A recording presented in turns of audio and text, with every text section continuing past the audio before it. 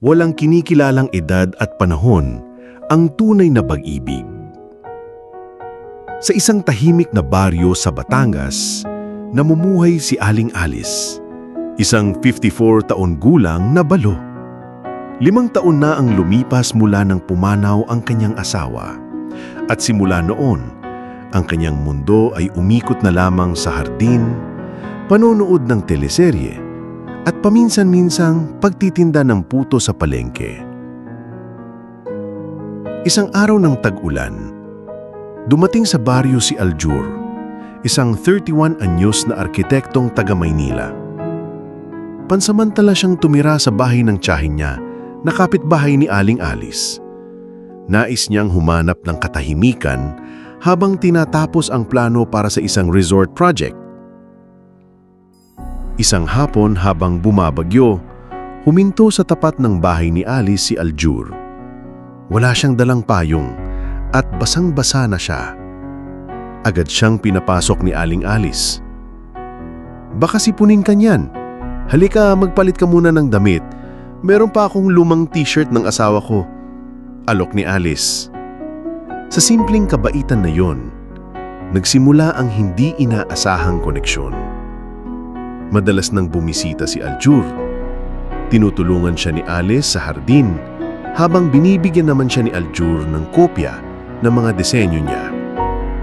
Naging kaagapay niya ito sa mga simpleng bagay tulad ng pagkukumpuni ng bubong, pag-aayos ng gripo, at minsan sa pagluluto. Minsan, sa ilalim ng punong mangga, habang umiinom sila ng kape. Hindi mo ba naiisip, Alice, na minsan may mga taong sadyang dumarating sa maling panahon, pero tamang-tama sa puso? Bulong ni Aljur habang nakatitig sa kanya.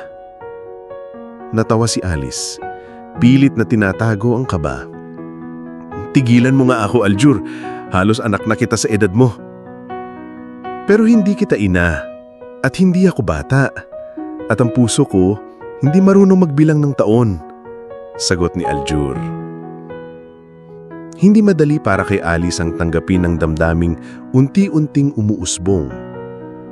Takot siya sa sasabihin ng iba, pero sa bawat araw na lumilipas, mas lalo niyang nakikita ang kabutihan at katapatan ni Aljur.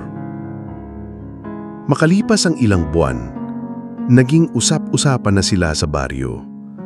May mga bulong, may mga mata, may mga puna. Pero hindi na lang nila iyon pinagtutuunan pansin pa. Tuwing sumasapit ang linggo, ay madalas magsimba si Aljur at lagi niyang kasama si Aling Alice.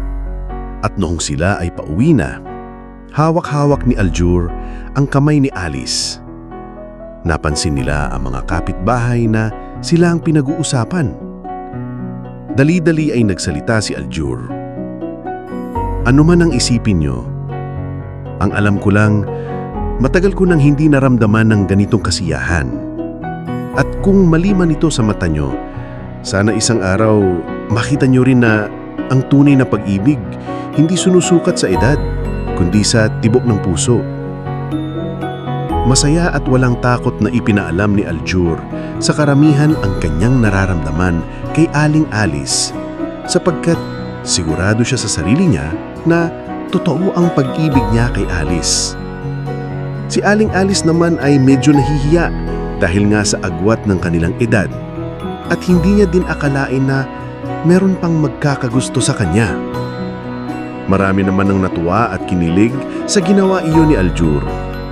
May mga ilan naman na napapaisip kung paano nagkagusto ang isang bata, may mataas na pinag-aralan at diskarte sa buhay sa katulad ni Aling Alice na may edad. Makalipas ang pangyayaring iyon ay nagpasya sila na magsama sa iisang bubong at doon sila ay namuhay ng tahimik at masaya. Tunay ngang walang kinikilalang edad at panahon pagdating sa usapang pag-ibig.